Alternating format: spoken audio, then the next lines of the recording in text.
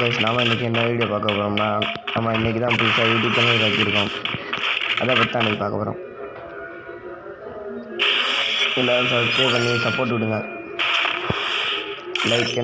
Like பண்ணுங்கள், share பண்ணுங்கள், comment பண்ணுங்கள். New YouTuber is ready boys 06.